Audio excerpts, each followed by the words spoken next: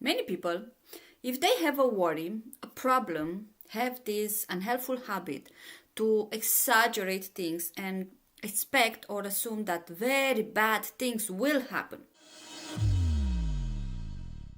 People who lack self esteem, self confidence, resilience, who struggle with anxiety are doing this most of the times. I have been there and I know that it's not nice. It's not nice and it doesn't feel good. People who are imagining worst case scenarios feel like they are not able to handle with that worst case scenarios and they feel anxious almost all the time. For this reason, working on building your self-esteem, self-confidence and resilience, it is very, very important. All the skills that I just shared, anyone can develop. Anyone can work on building them the same way we work on building muscles. Catastrophizing is similar to a snowball moving. It starts with a small thought which escalates into a larger thought which then induces a state of anxiety or panic. For example, you may worry about a negative comment your friend, your teacher, your husband, your wife, your boss said to you.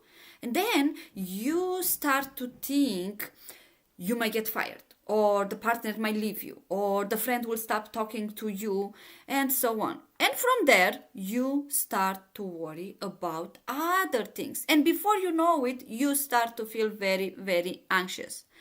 And all this stem from one thought about one negative comment that your boss, your friend, your partner, colleague did, and probably doesn't remember making it.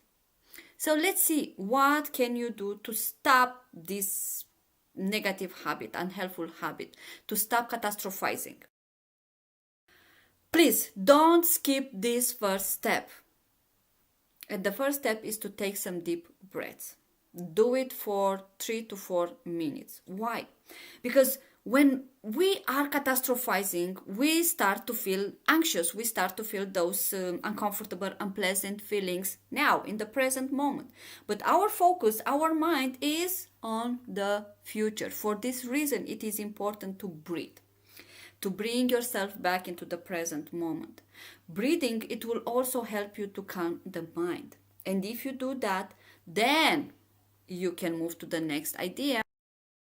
Identify what you can do, what you can change. It is essential to understand that there are circumstances, situations, people you cannot control. I know it is hard to let go of this, but it is a must. If you don't get into this habit, you will keep feeling anxious. Accept that in life are things that we cannot control and we need to let go. We need to change the focus to the things that are in our control. If you do this, then you will start to feel more calmer and more in control. The next idea is to search for evidence. Take a paper, a notebook, and become a detective. For this, you will need to use your logical mind, your rational mind, not the emotional mind. If you have a family member or a friend, you know it is helpful and more positive, it will be great to ask him or her to help you. So write down, what are you catastrophizing about? Then ask yourself, from 1 to 100, how much do I believe this event can really happen? Ask yourself, how do I know for sure that this will happen? Challenging your thoughts, searching for evidence can help you to prove to yourself that your catastrophizing is illogical. The next idea is to use the best friend or someone you love test. Ask yourself, what would you advise your best friend or someone you love to do about each concern you have, and take that action. If you will do these 4 things every time you notice you start to catastrophize, you will weaken the neural pathways in your mind and you will create new ones, helpful ones, that it will help you to feel more calmer, more in control, less anxious. Each time you think something bad will happen, then imagine an even more terrible consequences. You teach your brain to repeat the process. So stop this. Catastrophizing, it is a habit and you need to let go.